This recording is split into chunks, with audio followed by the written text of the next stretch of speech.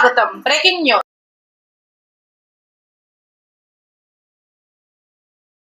కార్యక్రమంలో భాగంగా తెలంగాణ రాష్ట్ర వ్యాప్తంగా ఉన్నటువంటి 33 జిల్లాల్లో పర్యటన చేస్తూ ప్రతి జిల్లాలో కూడా 2 రోజులు ఉంటూ ఆయా జిల్లాలకు సంబంధించి సమస్యలు ఏవైతే ఉంటాయో వాటి మీద ప్రత్యేక అధ్యయనం చేస్తూ ఆ సమస్యల్ని ప్రభుత్వం యొక్క దృష్టికి తీసుకెళ్ళి ప్రభుత్వాన్ని డిమాండ్ చేసి అధికార యంత్రాంగాన్ని అంతా కదిలించే ప్రయత్నం చేసి ఆ సమస్యల యొక్క సత్వర పరిష్కారానికి కృషి చేయడం కోసమే ఈ జనంబాట అనేటటువంటి కార్యక్రమాన్ని పెట్టుకోవడం జరిగింది. అందులో భాగంగా 14 జిల్లాలు మన హైదరాబాద్తో కంప్లీట్ చేసి 15వ జిల్లాగా ఇవాళ గద్వాలకు రావడం జరిగింది. నిన్న గద్వాలకు రావడం జరిగింది. మరి గద్వాల జిల్లా అంటేనే పెద్ద పేరు గల జిల్లా. ఒక పక్క తుంగభద్ర నది, ఇంకో పక్క కృష్ణా నది, చాలా చరిత్ర ఉన్నటువంటి జిల్లా, వేల సంవత్సరాల చరిత్ర ఉన్నటువంటి జిల్లా, నడిగడ్డ ప్రాంతంగా ప్రసిద్ధికి ఎక్కినటువంటి జిల్లా. మరీ పర్టికులర్గా ఇక్కడ గద్వాలలో మీ భాష అంటే చాలా మంచిగా అనిపిస్తుంది నాకు. అన్నీ మిక్స్ అయి ఉంటాయి అందులో. రాయలసీమ, కొద్దిగా కన్నడ, కొంచెం తెలుగు, అన్నీ తెలంగాణ, రాయలసీమ అన్ని సంస్కృతులతో ఒక విభిన్నంగా మంచి మనస్తత్వం కలిగినటువంటి మనుషులుగా గుర్తింపు ఉంటుంది గద్వాల ఆలంపూర్ ప్రజలంటే. ముక్కుసూటిగా ఉన్నట్టుగా చెప్తారు మీరు, వెనకాల మనసులో ఏం పెట్టుకోరు అన్నటువంటి నానుడు ఉంది. ఇటువంటి మంచి సంస్కృతి కలిగినటువంటి ఈ జిల్లాలో విద్వత్ గద్వాల అనేటటువంటి పేరు ఉండింది ఒకప్పుడు. అంటే చాలా గొప్ప విద్వత్తు కలిగినటువంటి, విద్య కలిగినటువంటి, మేధా సంపత్తి కలిగినటువంటి మనుషుల్ని, మేధావుల్ని ఇక్కడ నుండి ఇచ్చినటువంటి జిల్లా మన గద్వాల జిల్లా. ఉదాహరణకి మన సురవరం ప్రతాప్ రెడ్డి గారు కావచ్చు, గడియారం రామకృష్ణ శర్మ గారు కావచ్చు, రాజకీయ రంగంలో చూసుకుంటే పాగా పుల్లారెడ్డి గారు కావచ్చు, అనేక మందిని ఈ జిల్లా ప్రొడ్యూస్ చేసినటువంటి ఈ సాహితీవేత్తలకైతే కుదవనే లేదు. చాలా మందిని ఇక్కడ నుంచి మనం తీసుకున్నాం గద్వాల నుంచి. ఇక గద్వాల గురించి ఇంకా గొప్పగా చెప్పుకోవాలంటే మొత్తం ఇండియా వైడ్గా కూడా వాటర్ ప్యాలెసెస్ తక్కువ ఉంటాయి. చాలా నీళ్ళల్లో ఉండేటటువంటి మహల్లు చాలా తక్కువ ఉంటాయి. మన గద్వాలో మన దగ్గర నిజాం కొండకోట, నిజాం గారు కట్టినటువంటి కొండకోట ఇక్కడ ఉంటుంది. చాలా అద్భుతంగా ఉంటుంది. సరే, తెలంగాణ రాష్ట్రం వచ్చిన తర్వాత కూడా దాన్ని ఒక టూరిజం స్పెక్టాక్యులర్గా మనం మార్కెట్ చేసుకోలేకపోయినాం.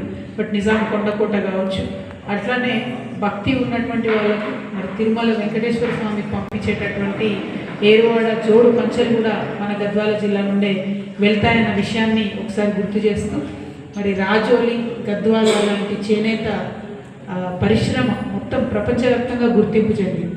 ఆనాడు రాజులకు నేసే చీరలు ఉండే కాబట్టి దాన్ని రాజోలి గ్రామంగా చెప్తారని తెలంగాణ ఉద్యమ సందర్భంలో ఇక్కడికి వచ్చినప్పుడు కూడా మేము చెప్పేవాళ్ళం. అంటే అంత ప్రసిద్ధి గల వస్త్రాలు, వస్త్రాలు.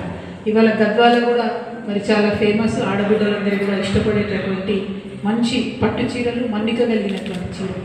ఇవన్నీ ఎందుకు చెప్తా ఉన్నామంటే మన తెలంగాణలో అనువనువున ఎక్కడ చూసినా అద్భుతమైనటువంటి మానవ వనరులు, అద్భుతమైనటువంటి కళాకారులు, మంచి పొలిటీషియన్స్, ఇవన్నింటినీ కూడా ఉన్నటువంటి ప్రదేశం మనది.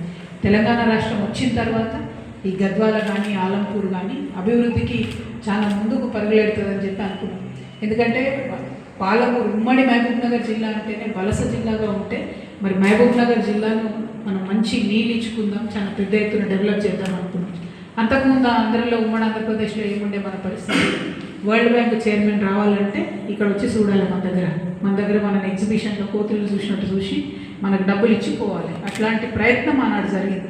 సరే, ఎంత మంచి అయింది, ఎంత చెడైంది అన్నది నిన్న నా 2 రోజుల పర్యటనలో మాత్రం తెలిసింది. 3 ఏళ్ళు బంద్ పెట్టారు 100 బెడెడ్ హాస్పిటల్. ఇప్పుడు ఓపెన్ చేసిన 100 బెడెడ్ హాస్పిటల్. డాక్టర్లు లేరు, నర్సులు లేరు, భయంకరమైన పరిస్థితి. మొత్తం ఖాళీ ఉంది. మేము నిన్న చూడడానికి పోతే ఏమంటే సండే అంటాం. ఏదో ఉన్నక్కడికి పాపం డాక్టర్లు, నర్సులు ప్రయత్నం చేస్తూ ఏదో చేద్దామని, కానీ ప్రభుత్వం నుంచి టేబుళ్ళు, బల్లలు కూడా ఇవ్వనటువంటి పరిస్థితి ఆలంపూర్ 100 బెడెడ్ హాస్పిటల్కి ఉంది. దాని మీద తక్షణమే దృష్టి పెట్టాలని చెప్పి నేను ప్రభుత్వాన్ని డిమాండ్ చేస్తూ ఉన్నాను.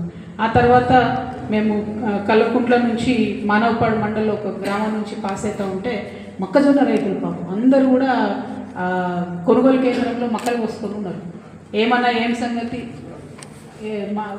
సంగతి అని అంటే వాళ్ళు 30 రోజులు, 25 రోజులు, 20 రోజులైంది మేము వచ్చామని చెప్తున్నాం.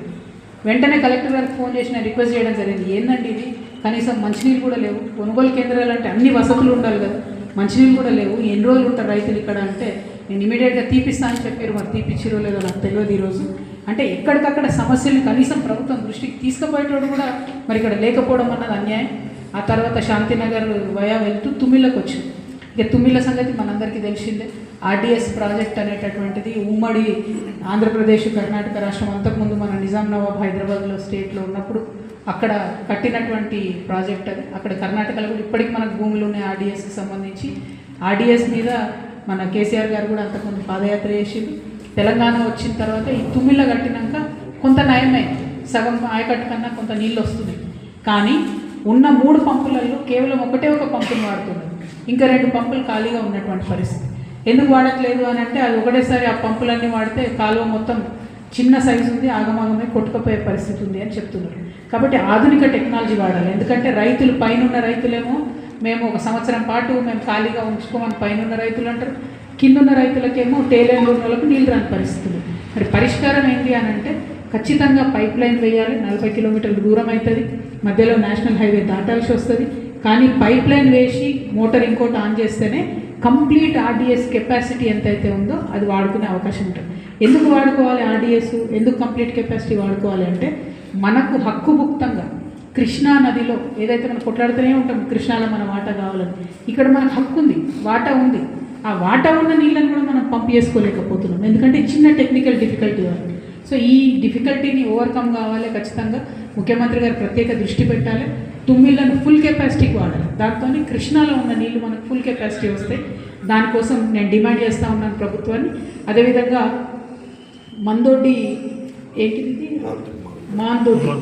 మాందొడ్డిలో అట్లనే అంటే ఊర్లు అంతటా దూరమే ఉన్నాయి, రోడ్లు అంతటా దూరమే ఉన్నాయి. ఆలంపూర్లో ఆ మాందొడ్డి నుండి వస్తుంటే పాపం వాళ్ళు ఆపి పర్టికులర్గా చూపించారు. ఎందుకంటే ఆ తుమ్మిళ్ళ ప్రాజెక్టు పక్కనే మొన్ననే యాక్సిడెంట్లు అయినాయి, ఇట్లా రోడ్లు టిప్పర్లు కొట్టిపోతున్నారు. సరే ఇప్పుడు యొక్క టిప్పర్ల కదా రోడ్లు ఎందుకు బాగాలేవు ఆలంపురంలో. ఇప్పటికీ కూడా మన ఎడ్యుకేషన్ మన లిటరసీ పర్సెంటేజ్ ఉన్నది. అందులో మరి ముఖ్యంగా మహిళలది చూసుకున్నట్టయితే 39.4% మాత్రమే మహిళా ఎడ్యుకేషన్ ఓవరాల్ గద్వాల జిల్లా 2 నియోజకవర్గాలు కలిపి ఉంది. ఇక పర్టికులర్గా కేటితోటి మండలం ఏదైతే గట్టు నుండి విడిపోయి కొత్త మండలం అయిందో అక్కడ చూసుకుంటే లోయెస్ట్ 33.77% ఓవరాల్ లిటరసీ రేట్ ఉంటే మహిళలది అత్యంత దారుణంగా 23% మాత్రమే ఉంది. ఇక ఇక్కడ ఉన్న డీకే అరుణమ్మ గారు ఉన్న పార్టీ బీజేపీ బేటీ బచావో బేటీ పడావో అంటారు. మరి ఏం పడాయిస్తున్నారో ఎక్కడికి వెళ్ళి పడాయిస్తున్నారో నాకైతే అర్థమవుతలేదు. ఆవిడ సొంత జిల్లా సొంత ఇలాకా గద్వాల జిల్లాలో గేటితోటి మండలంలో మహిళా అక్షరాస్యత రేటు 23% ఉంటే డీకే అరుణమ్మ గారు ఏం చేస్తున్నారు? నేను ఈ ప్రశ్న సూటిగా అడగదలుచుకున్నాను. ఓవరాల్గా గద్వాల రాజకీయం అంతా చూసుకుంటే మీరు నాకంటే ఎక్కువ మీ అందరికీ తెలుసు. నేను కొత్తగా వచ్చిన మొన్నటిదాకా నన్ను నిజామాబాద్లో ఖైదీ చేసి పెట్టి ఇప్పుడిప్పుడే నేను తెలంగాణ అంతా తిరుగుతున్నా మళ్ళీ ఉద్యమం తర్వాత. తెలంగాణలో తక్కువ ఉన్నది 76.9% మన తెలంగాణలో ఉన్నది. అందులో మరీ ముఖ్యంగా రూరల్ తెలంగాణ అంటే అర్బన్ తెలంగాణ హైదరాబాద్ చూసుకుంటే మీరు 76.9% కనబడుతుంది. కానీ రూరల్ తెలంగాణ మన గ్రామీణ ప్రాంతాల్లో మాత్రం 69.9% ఉంది. అంటే భారతదేశ సగటుకి దాదాపు 11% తక్కువ మన దగ్గర శాతం ఎడ్యుకేషన్ ఓవరాల్ తెలంగాణ చెప్తున్నాను నేను. అదేవిధంగా మహిళల యొక్క శాతాన్ని చూసుకున్నట్టయితే తెలంగాణలో 65.9% ఉండే పోయిన సంవత్సరం నుంచి ఈ సంవత్సరానికి 61.1% పడిపోయింది. దేశవ్యాప్తంగా మహిళల ఎడ్యుకేషన్ పెరుగుతుంటే మన తెలంగాణలో మాత్రం మహిళల ఎడ్యుకేషన్ 4% పడిపోయింది. ఇక తెలంగాణ రైజింగ్గా ఫాలింగ్గా మరి మనమే ఒకసారి ఆలోచన చేసుకోవాలి. ఎందుకు తెలంగాణ రైజింగ్ అని